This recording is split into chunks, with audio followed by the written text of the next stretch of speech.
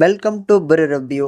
இந்த வீடியோவில் Amazon prime வீடியோஸில் இப்போ தமிழ் டப்பிங்கோட வெளிவந்திருக்கக்கூடிய அமெரிக்கானா திரைப்படம் எப்படி இருக்குது அப்படிங்கிறது தான் வந்து பார்க்க போகிறோம். அண்ட் இந்த திரைப்படத்தை பொறுத்தளவுக்கு ஒரு சூப்பரான ஒரு வெஸ்டர்ன் கல்ச்சர் சேர்ந்த ஒரு க்ரைம் ட்ராமாவாக எடுத்திருப்பாங்க. நல்லாயிருக்கும். இந்த படத்தோட கதையை பொறுத்தளவுக்கு படத்தில் வந்து ஒரு நம்ம சிட்னி ஸ்வீட்னி அவங்க தான் வந்து பார்த்தீங்கன்னா கதாநாயகியாக பண்ணியிருக்கிறாங்க. இவங்க ஒரு ரெஸ்டாரண்ட்டில் வந்து வெயிட்டராக வந்து பார்த்தீங்கன்னா வேலை பார்த்துட்ருக்குறாங்க.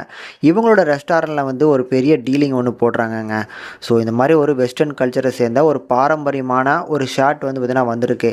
இந்த ஷர்ட்டை வந்து பார்த்தீங்கன்னா எடுத்து கொடுக்குறவங்களுக்கு நான் 70 கிராண்ட்ஸ் வந்து பார்த்தீங்கன்னா கொடுக்குறேன் அப்படிங்கிற மாதிரியான ஒரு டீலிங்கு. மேலும் இதோட மார்க்கெட் ப்ரைஸ் வந்து இப்போ பல மில்லியன் டாலர்ஸ் வந்து பார்த்தீங்கன்னா போகக்கூடிய ஒரு பாரம்பரியமான ஒரு ஷர்ட் அப்படிங்கிற மாதிரி வெளியில் சொல்லிக்கிறாங்க.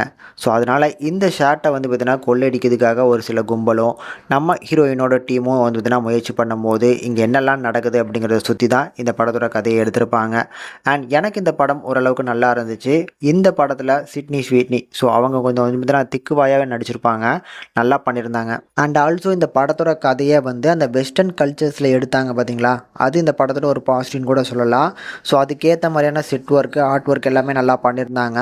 கதையுமே வந்து பார்த்திங்கன்னா ஓரளவுக்கு ப்ராப்பரான நல்ல கண்டென்ட்டாக இருந்தாலும் ரொம்ப நிறுத்தி நிதானமாக தான் போகுது. படத்தோட டூரேஷனே ஒரு 2 மணி நேரத்துக்குள்ளே தான் வருது.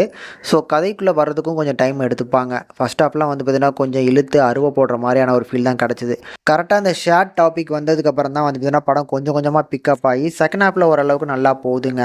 படம் பார்க்கறதுக்கு ஓரளவுக்கு நல்லாயிருக்கும். கண்டிப்பாக ட்ரை பண்ணலாம். நான் கண்டிப்பாக வந்து சிட்னி ஸ்வீட்னி அவங்களுக்காக தான் ட்ரை பண்ணணும்னு நினச்சேன்.